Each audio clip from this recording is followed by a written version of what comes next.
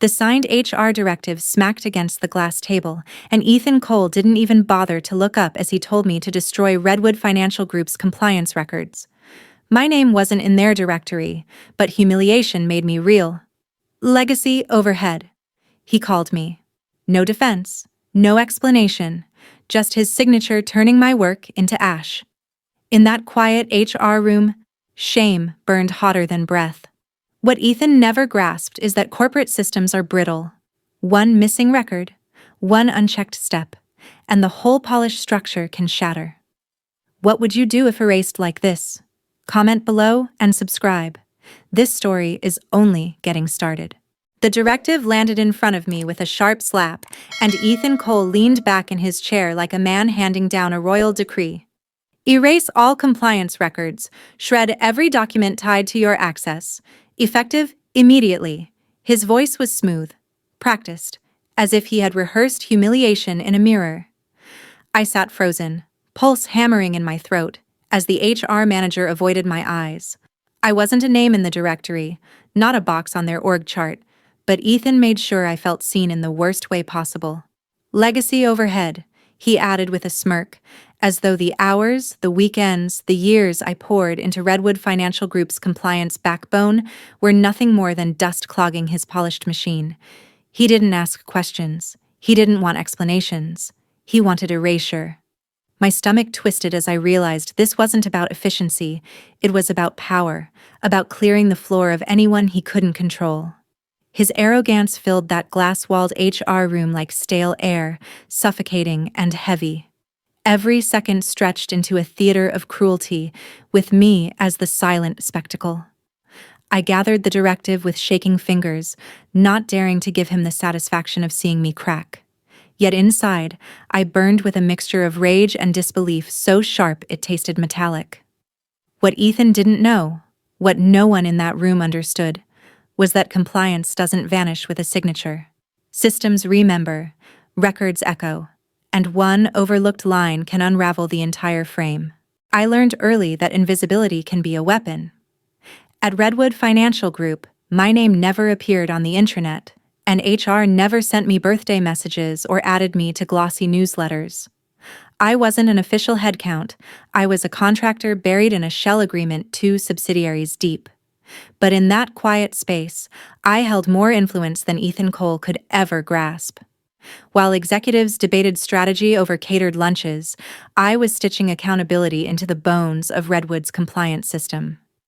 I embedded audit attribution that couldn't be erased, fingerprints woven into every signed record so regulators and banking partners always knew who touched what and when. The irony was that the very thing Ethan dismissed as legacy overhead was the mechanism protecting the company from collapse. Thomas Grant, the CFO, was the only one who recognized my value. He didn't flood me with oversight. He gave me space, trusted me to design architecture that could withstand pressure, and he understood the importance of silence. Our arrangement was simple. I built integrity into the system, and he gave me the cover to do it. Each record carried a digital watermark, and once locked, it was permanent.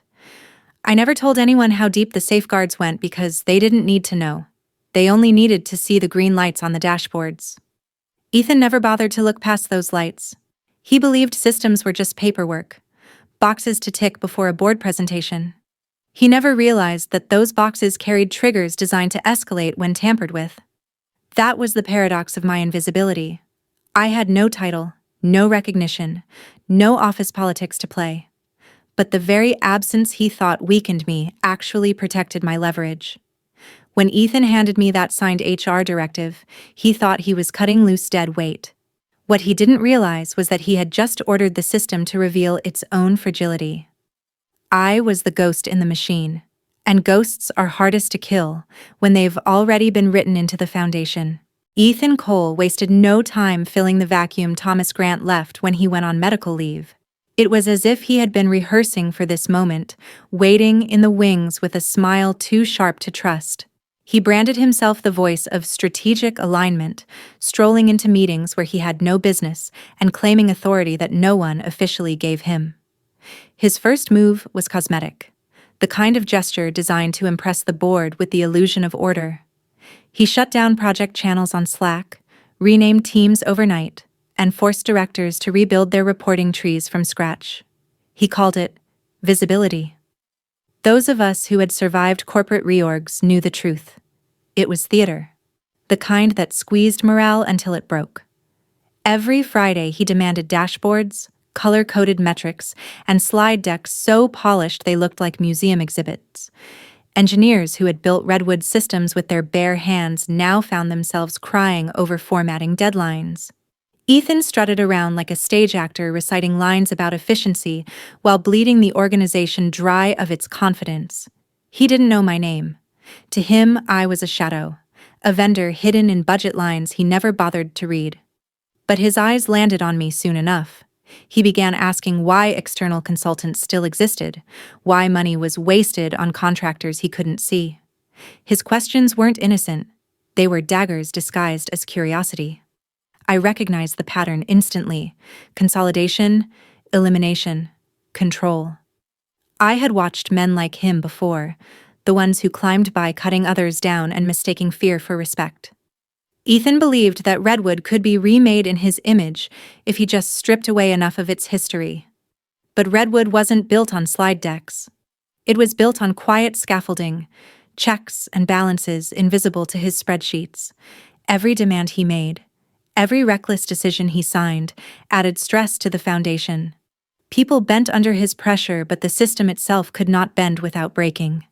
I kept silent, documenting every directive, archiving each reshaped process. My instinct told me not to resist openly. Silence was not surrender. Silence was observation, and observation had its own power. Ethan laughed the loudest when others faltered. He celebrated cost reductions, while veterans left quietly. He took credit for ideas recycled from meetings he barely understood. But beneath his swagger was a fragility he could never admit. He had no comprehension of what kept the company breathing. To him, compliance was paperwork, a box to tick. To me, it was the bloodstream, and I could feel the pulse faltering as he pressed harder. Watching him was like watching mold spread across a wall. Slow, invasive, inevitable, if unchecked. He saw an empire waiting to be claimed. I saw a structure weakening with every careless touch. He thought the silence of dissent meant obedience. What it really meant was that the collapse had already begun, and Ethan was too blinded by ambition to hear the first cracks forming under his own feet. The next morning, I sat across from Ethan Cole again, the signed HR directive burning a hole in the space between us. He didn't bother with pleasantries. He tapped the paper once, leaned back with that infuriating grin, and said, "I expect this wrapped up before noon." His tone made it sound like he was ordering coffee, not dismantling the very foundation of Redwood Financial Group's credibility. I carried the directive out of the glass HR room, each step heavy with the weight of humiliation, but also laced with a clarity that steadied me. He thought he had ended me with a flourish of ink, but what he really handed me was a match on a dry field. By 10 a.m., I was at my kitchen table, laptop open, shredding compliance records exactly as instructed. Line by line, the files disappeared, each deletion punctuated by the quiet hum of the fan on my machine. It looked ordinary, almost mundane, but beneath the surface something much larger stirred. The safeguards I had embedded were never meant for sabotage. They were meant to ensure honesty. When signed compliance records vanished without proper offboarding, the system reacted like a body detecting poison. It escalated automatically.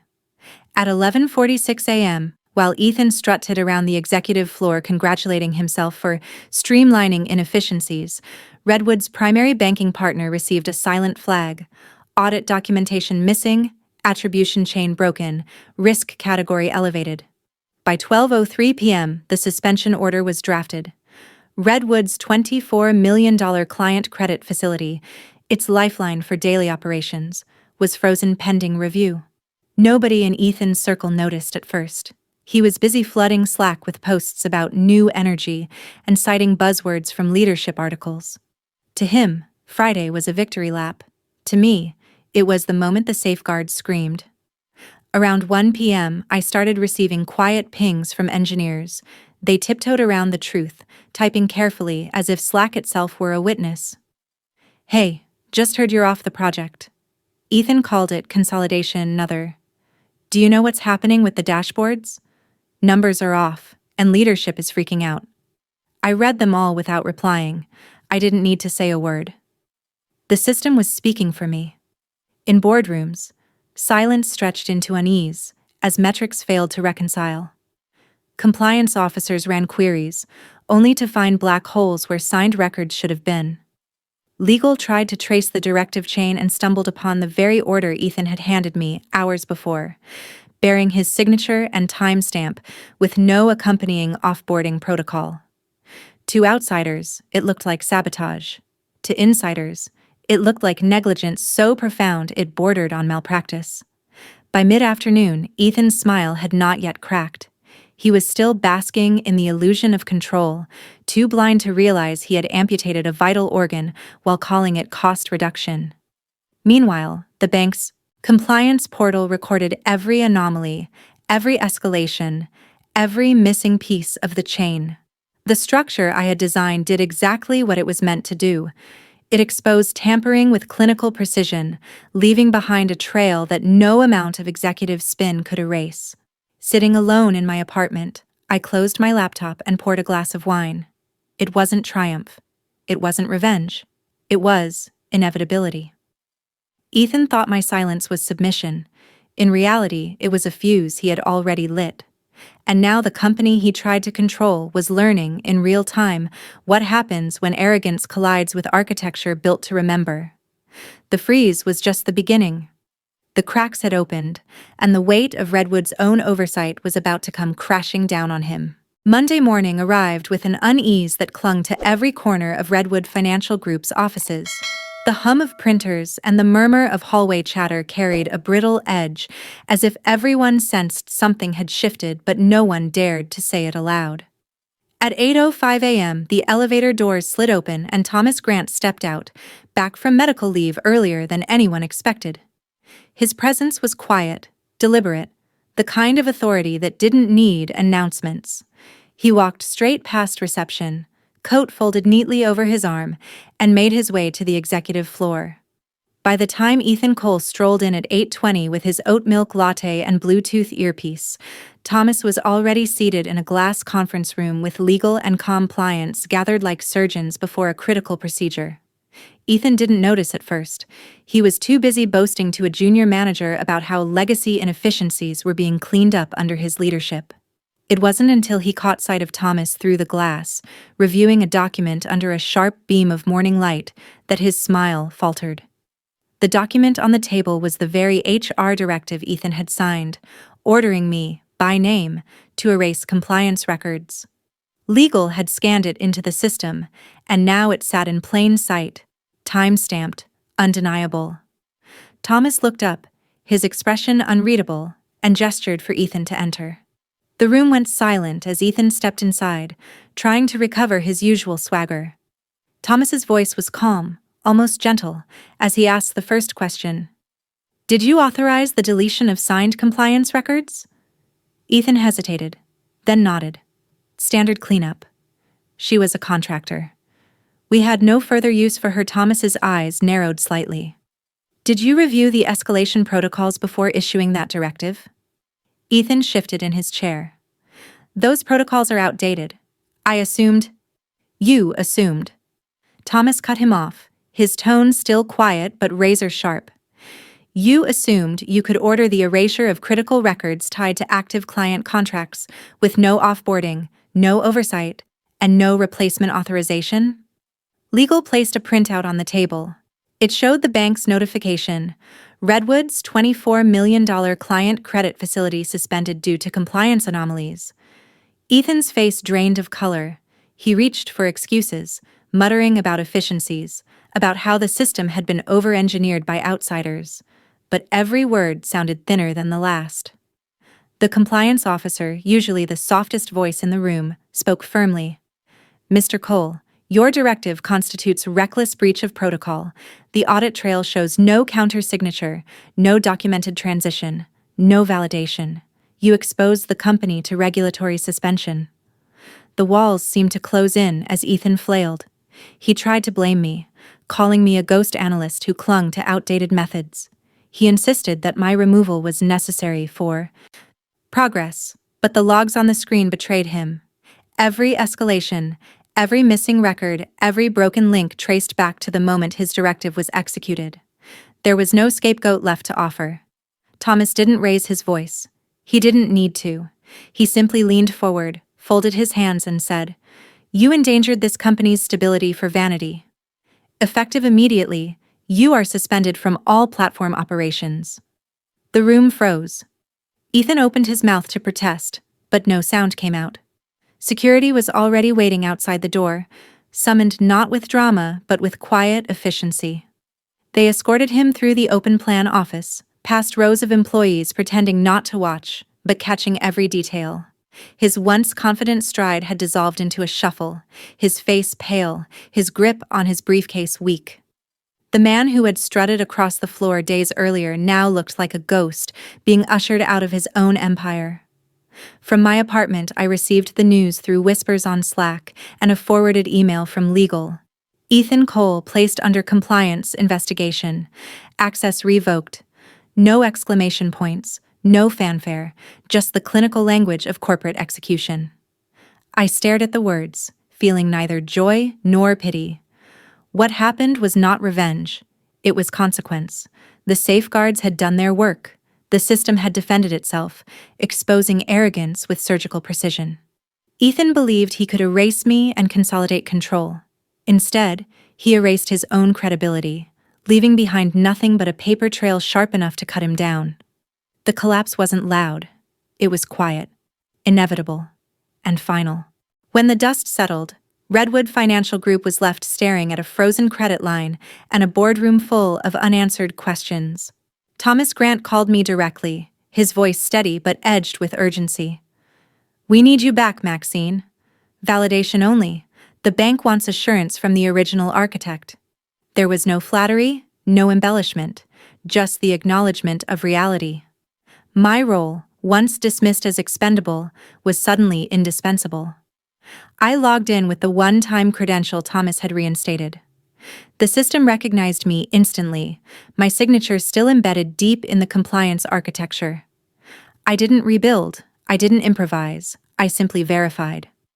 The logs told the story in their own blunt language: deletion events with no offboarding, escalation protocols firing exactly as designed, audit trails snapping shut like a steel trap. I compiled the results into a clean CSV, annotated with nothing but facts. No editorial, no emotion. Just the quiet proof that the safeguards had done their job. At 2:17 p.m., the bank's dashboard flickered from red to green. Suspension lifted. Credit line restored. Operations could breathe again. In less than 20 minutes, I had undone the chaos Ethan Cole spent weeks manufacturing. Messages trickled in afterward, cautious at first, then warm. Engineers thanked me privately for stabilizing their work. Compliance officers sent brief notes of gratitude, clipped but genuine. Thomas called again, this time softer. "Maxine, the board owes you. We'll talk about long-term terms soon." I listened in silence. Recognition felt hollow compared to the weight of being erased. Still, there was satisfaction in watching the machine validate itself, in knowing that what I built outlasted the politics designed to bury me. Ethan had tried to sever me from the system. Instead, the system declared that I was part of its core. Restoration wasn't about heroics. It was about precision, about letting the evidence speak louder than ambition. As I logged out, I realized the real power was never in the signatures or titles. It was in the architecture that refused to forget. Ethan Cole never returned to the executive floor. His name was scrubbed from leadership announcements with the same efficiency he once tried to use on me. For weeks, Redwood Financial Group whispered about what happened, piecing together fragments of truth that slipped through the cracks. Officially, it was called a compliance review. Unofficially, everyone knew it was the collapse of a man who mistook arrogance for strategy. Thomas Grant kept his word and reinstated my contract under stronger terms. He thanked me more than once, but I didn't crave gratitude. What mattered was that the system had spoken for itself, that the safeguards I designed had proved stronger than the ambition meant to erase them. I thought about the silence in that HR room when Ethan slid the directive across the glass. That humiliation had burned into my memory like a scar, but scars are proof of survival. I wasn't just erased and forgotten. I was written into the very foundation of the company, not in headlines or press releases, but in every audit trail and every restored credit line. The lesson was sharp and undeniable. You can erase a name from the directory, but you cannot erase the safeguards they built. Paper trails have longer lives than politics, and arrogance always leaves fingerprints. As I closed my laptop that evening, tea cooling at my side, I whispered a single reminder to the empty room. Next time, check the audit log before you sign the order. It wasn't revenge. It wasn't even triumph. It was clarity. The system endured because it remembered, and in remembering, it made sure I would never be invisible again. When Ethan Cole pushed that HR directive across the glass table, he believed authority alone could rewrite reality. What he never considered was that Redwood Financial Group wasn't powered by his charisma or his titles. It was held together by systems designed to remember. My safeguards weren't acts of rebellion. They were acts of survival. Reminders that every record, every signature, every audit step carries weight. The collapse of his career proved one thing. Arrogance is the greatest systemic flaw. You can't silence a structure that was built to expose silence. For me, the lesson wasn't about triumph or revenge. It was about clarity. Watching a $24 million credit facility freeze because one executive ignored protocols revealed how fragile power really is. The betrayal cut deep. Being dismissed as legacy overhead was humiliating, but it also sharpened my understanding. I realized I didn't need to shout to be heard. The system I had built spoke louder than any defense I could have given. In today's corporate America, the smallest overlooked detail, a missing offboarding, an unsigned approval, can bring down entire strategies. You should feel validated if you've ever been ignored or dismissed, because your quiet diligence may hold more power than the loudest executive. The takeaway is practical. Document everything, embed safeguards, and never underestimate the cost of cutting corners. How to get started today. 1. Keep thorough records of your work. Every approval, every directive. 2. Anticipate what could go wrong if someone bypasses protocol. 3. Build safeguards that force accountability even when ignored. 4. Treat arrogance as a red flag. Systems don't bend to ego. Revenge isn't one strike. It's exposing fragility. Comment your thoughts, share this story, and subscribe to hear more collapses from inside the corporate machine.